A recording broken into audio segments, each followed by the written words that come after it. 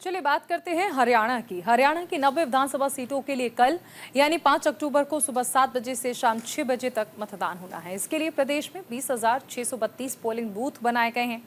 इसके लिए polling team EVM और वीवीपैट मशीनें लेकर बूथों तक पहुंच गई हैं। मतगणना 8 अक्टूबर को होगी।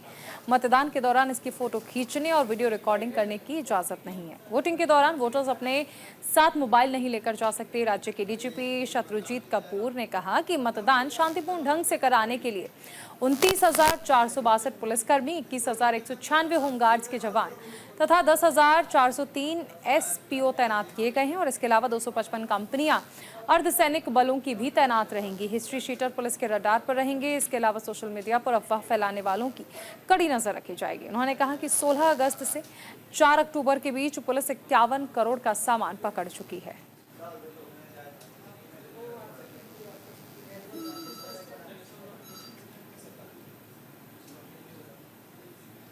तो हरियाणा की वीआईपी सीट्स की बात कर लें तो गुरुग्राम, फरीदाबाद, लाडवा और हिसार वीआईपी सीटें हैं। और देखिए ये 4 जो हैं वो हरियाणा की वीआईपी सीटों में से एक हैं। गुरुग्राम, फरीदाबाद, लाडवा, हिसार। कल सुबह 7 बजे से मतदान होना है। 90 सीटें हैं हरियाणा में। 90 विधानसभा सीटों पर कल एक चरण में चुनाव होने हैं और उसके लिए तमाम तैयारियां जो हैं वो की जा चुकी हैं। पुलिस बल जो है वो तैनात कर दिया गया है। भारी संख्या में फोर्स यहां पर तैनात की गई है। वहीं वीआईपी सीट्स में आगे हम बात करें तो अंबाला छावनी, अटेली, नूह, गढ़ी, सांपला, किलोई, ये और भी कुछ जो वीआईपी सीटें हैं उनकी बात हम कर रहे हैं। और देखिए वीआईपी सीट्स तो कई सारी हैं और यहाँ पर हरियाणा में बीजेपी के सामने चुनौती है क्योंकि 2 बार से यहाँ पर बीजेपी की सरकार बन रही है। तो एंटी इनकम्बेंसी फैक्टर भी काम करेगा या नहीं करेगा, ये एक बड़ा सवाल है। बीजेपी का कहना है कि एंटी इनकम्बेंसी जैसा कुछ भी नहीं है हरियाणा में, और वह इसलिए क्योंकि हरियाणा में बीजेपी ने काम किया है, डबल इंजन की सरकार ने काम किया है। हालांकि विपक्ष का साफ तौर पर कहना है कि जनता के मन में नाराजगी है बीजेपी को लेकर। किसान खुश नहीं है, युवा खुश नहीं है, इसी के साथ साथ महिलाएं खुश नहीं है, अन्य वर्ग भी खुश नहीं है और इसीलिए कहीं ना कहीं बीजेपी के खिलाफ लोग मतदान करेंगे। युवा चेहरा है मुख्यमंत्री नायब सिंह सैनी जो कि लीड कर रहे हैं इस बार। अब मुख्यमंत्री चेहरा बदलने का भी प्रभाव क्या इस चुनाव पर पड़ेगा, ये एक बड़ा सवाल है।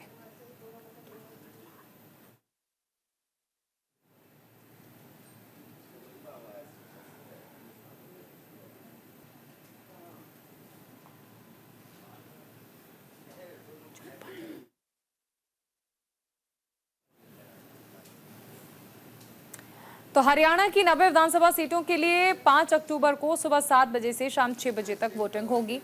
इसके लिए प्रदेश में 20,632 पोलिंग बूथ बनाए गए हैं और इसके लिए पोलिंग टीम ईवीएम और वीवीपैट मशीनें लेकर बूथ तक पहुंच गई हैं। मतगणना 8 अक्टूबर को है। मतदान के दौरान इसकी फोटो खींचने और वीडियो रिकॉर्डिंग करने की भी इजाजत नहीं है। वोटर्स अपने साथ मोबाइल फोन्स भी लेकर नहीं जा सकते हैं। राज्य के डीजीपी शत्रुजीत कपूर ने कहा कि मतदान शांतिपूर्ण तरीके से हो, इसके लिए 29,462 पुलिसकर्मी, 21,196 होमगार्ड्स, 10,403 एसपीओ तैनात किए गए हैं और इसके अलावा 225 कंपनियां अर्धसैनिक बलों की भी तैनात होंगी। हिस्ट्री शीटर पुलिस के रडार पर रहेंगे और इसके अलावा सोशल मीडिया पर अफवाह फैलाने वालों पर कड़ी नजर रखी जाएगी। डीजीपी ने कहा कि 16 अगस्त से 4 अक्टूबर के बीच पुलिस 51 करोड़ का सामान अब तक पकड़ चुकी है। 5 तारीख को हमारी पोलिंग है स्टेट के अंदर और इसके लिए समुचित सुरक्षा व्यवस्था की गई है। और जैसा कि आप जानते हैं 225 केंद्रीय सुरक्षा बलों की कंपनियां हरियाणा में तैनात की गई हैं और इसके अलावा करीब 30,000 पुलिसकर्मी और 21,000 से ज्यादा होमगार्ड और 11,000 जो हमारे स्पेशल पुलिस ऑफिसर्स हैं, एक्स सर्विसमैन, उनकी भी तैनाती की गई है। और इंटरस्टेट नाके हैं 218 और within the state also there are नाकाज।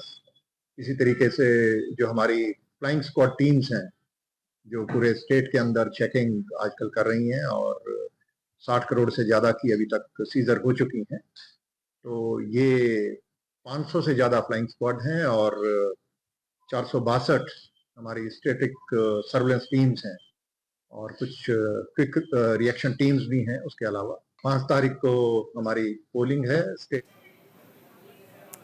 तो हरियाणा का दंगल आखिर किसके लिए फायदेमंद रहेगा? कल यहाँ पर चुनाव होना है, सुबह 7 बजे से मतदान जो है वो शुरू हो जाएगा। लेकिन अगर मतदान केंद्रों की बात कर लें तो 20,632 मतदान केंद्र बनाए गए हैं ताकि कल लोग मतदान कर सकें। आदर्श मतदान केंद्रों की बात करें तो 144 आदर्श मतदान केंद्र बनाए गए हैं। महिला कर्मचारी संचालित मतदान केंद्र 115 है, यानी जहां पर सिर्फ महिलाओं की ड्यूटी लगाई गई है। यूथ कर्मचारी संचालित मतदान केंद्र 114 हैं और दिव्यांग कर्मचारी संचालित मतदान केंद्र भी बनाए गए हैं। कुल ईवीएम की बात कर लें तो 27,867 मशीन हैं जिन पर जिम्मेदारी रहेगी, या फिर ये कहा जा सकता है कि जिन्हें लाया गया है चुनाव कराने के लिए। वीवीपैट मशीनों की संख्या की बात कर लें तो 26,774। कंट्रोल यूनिट 24,719 बनाए गए हैं। केंद्रीय सुरक्षा पुलिस बल की कंपनियां 225 रहेंगी, यानी 225 पुलिस बल की कंपनियां जो है वो लगाई गई हैं। फ्लाइंग स्क्वाड की संख्या 500 रहेगी। स्टेट सर्वेलांस टीम की संख्या 461 रहने वाली है। तो ये हरियाणा चुनाव को लेकर हमने आपको जानकारी दी है। हरियाणा चुनाव को लेकर राज्य भर में कुल 20,632 मतदान केंद्र बनाए गए हैं। इनमें से 144 आदर्श मतदान केंद्र हैं और 115 मतदान केंद्र ऐसे हैं जिसे पूरी तरह से महिला कर्मचारियों द्वारा संचालित किए जाएंगे। तो देखिए, कुल 90 सीट है। रिजल्ट 8 अक्टूबर को आना है। मतदान कल है। हरियाणा में कल चुनाव है। चुनाव में कई वीआईपी सीटें हैं जहां पर कड़ा मुकाबला देखने को मिल रहा है। हार जीत के हिसाब से राज्य की हर सीट महत्वपूर्ण है, लेकिन प्रदेश में 1.5 दर्जन विधानसभा सीटें ऐसी हैं जिन्हें चर्चित और हॉट सीट कहा जा रहा है।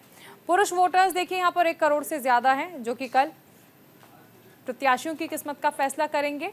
महिला वोटर्स लगभग 95 लाख हैं।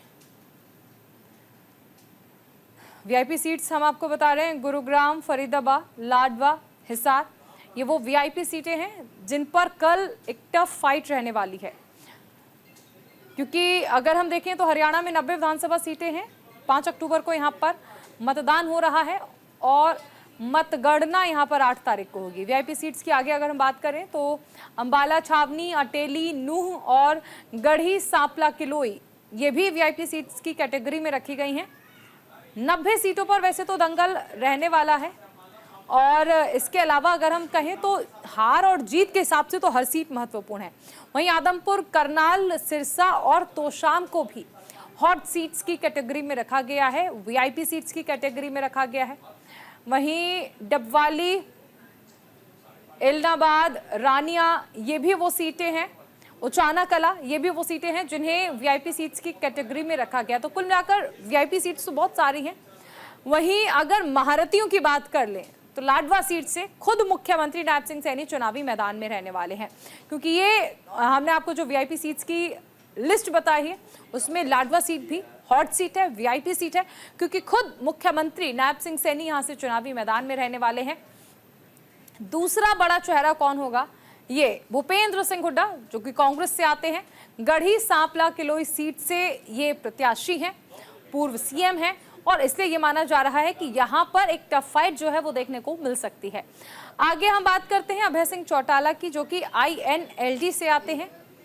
इलाहाबाद सीट से ये चुनावी मैदान में है, हॉट सीट, वीआईपी सीट, जहां पर सभी की निगाहें जो हैं वो बनी रहनी है। दुष्यंत चौटाला उचाना कला से ये चुनावी मैदान में रहने वाले हैं। जेजेपी पार्टी से आते हैं। जेजेपी और इनेलो का गठबंधन है और ये भी अब एक देखिए फैक्टर जो है, जेजेपी आपको याद होगा एक बार बीजेपी के साथ भी रही है। अनिल विज बीजेपी से आते हैं, हरियाणा में गृह मंत्री रह चुके हैं। बीच में नाराजगी की खबरें भी आई थी, लेकिन फिलहाल all is well. Ambala cantt से ये विधानसभा कहा जा सकता है कि चुनाव में चुनावी मैदान में उतरने वाले हैं। अंबाला कैंट से इन्हें पार्टी ने भरोसा जताते हुए चुनावी मैदान में उतारा है। वहीं आगे ओपी धनखड़ जो कि बादली विधानसभा सीट से चुनावी मैदान में है, बीजेपी से इन्हें टिकट दिया गया है। ये हरियाणा दंगल के महारथी कौन होने वाले हैं वो हम आपको बता रहे हैं। वो वीआईपी सीट्स, हॉट सीट्स जिन पर कल सभी की नजर रहने वाली है। तो बादली क्यों हॉट सीट है ये हमने आपको बताया, क्योंकि ओपी धनखड़ यहाँ से जो कि बीजेपी से हैं, उन्हें चुनावी मैदान में उतारा गया है। इसके बाद विनेश फोगाट, जी हाँ, ओलंपियन विनेश फोगाट कांग्रेस से चुनावी मैदान में है। जुलाना सीट से इन्हें कांग्रेस ने मैदान में उतारा है। चुनाव प्रचार के दौरान काफी एक्टिव भी नजर आई हैं और कई मुद्दों को लेकर राजनीतिक बयानबाजी इनकी रही है। हाल ही में इन्होंने ओलंपिक्स में जाने का श्रेय भी प्रियंका गांधी को दिया था। आगे बढ़ते हैं, हिसार विधानसभा सीट की बात करते हैं। सावित्री जिंदल जो कि आईएनडी से हैं और ऐसे में देखिए इनकी सीट जो है वो भी काफी हॉट सीट मानी जा रही है। हरियाणा दंगल के महारथी कौन कौन होने वाले हैं वो हम आपको बता रहे हैं। रंजीत चौटाला आईएनडी से आते हैं। रानिया विधानसभा सीट से इन्हें चुनावी मैदान में उतारा गया है। पार्टी ने इन पर भरोसा जताया है। रानिया विधानसभा सीट से इनकी मजबूत पकड़ कहीं ना कहीं पार्टी को ये भरोसा दिला रही है कि नतीजे इस सीट से इनके पक्ष में आ सकते हैं। रंजीत चौटाला के बारे में आपको बताया। चित्रा सरवारा अंबाला कैंट सीट से चुनावी मैदान में है और अंबाला कैंट सीट हमेशा से ही हॉट सीट रहती है, जिस पर चित्रा सरवारा को आईएनडी की ओर से चुनावी मैदान में उतारा गया है। क्योंकि हमेशा से हॉट सीट रहती है तो इस बार भी सभी की निगाहें इस सीट पर बनी हुई हैं। ये हरियाणा के महारथी हैं जिन पर कल सभी की निगाहें जो हैं वो टिकी रहने वाली हैं। कल 90 विधानसभा सीटों पर चुनाव होने हैं हरियाणा में और 8 तारीख को यहाँ पर मतगणना होनी है।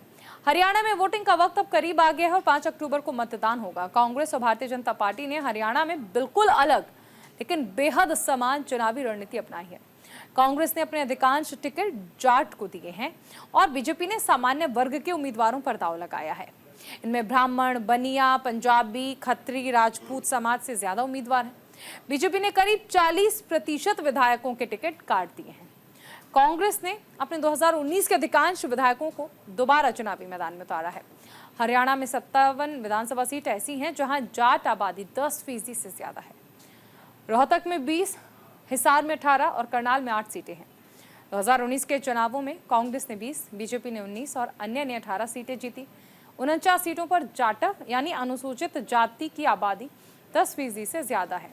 इनमें हिसार में 11, अंबाला और रोहतक में 9 और गुरुग्राम में 8 सीटें हैं। 2019 में बीजेपी ने इनमें से 21 सीटें जीती थी, कांग्रेस ने 15 और अन्य ने 13 सीटें। चलिए अब आपको ग्राफ के जरिए समझाते हैं कि कांग्रेस और बीजेपी किस जाति के कितने उम्मीदवार उतारे हैं। हरियाणा में किस जाति के कितने उम्मीदवार हैं। कांग्रेस और भाजपा की अगर हम बात कर लें तो कांग्रेस ने 28 ऐसे लोगों को टिकट दिया है जो कि जाट बिरादरी से आते हैं और भाजपा ने 16 जाट कैंडिडेट्स को चुनावी मैदान में उतारा है। ओबीसी कैंडिडेट्स की बात कर लें तो 20 कांग्रेस और 21 ओबीसी कैंडिडेट्स बीजेपी के हैं। ब्राह्मण चेहरों की बात कर लें तो 5 ब्राह्मण चेहरे ऐसे हैं जिन्हें कांग्रेस ने उम्मीदवार बनाए हैं और बीजेपी ने 11 ब्राह्मण चेहरों को चुनावी मैदान में उतारा है। पंजाबियों की बात कर लें तो 7 कांग्रेस के हैं और 13 बीजेपी के हैं। तो हरियाणा का दंगल में फिलहाल इतना ही। आप बने रहिए न्यूज़ इंडिया के साथ। नमस्कार।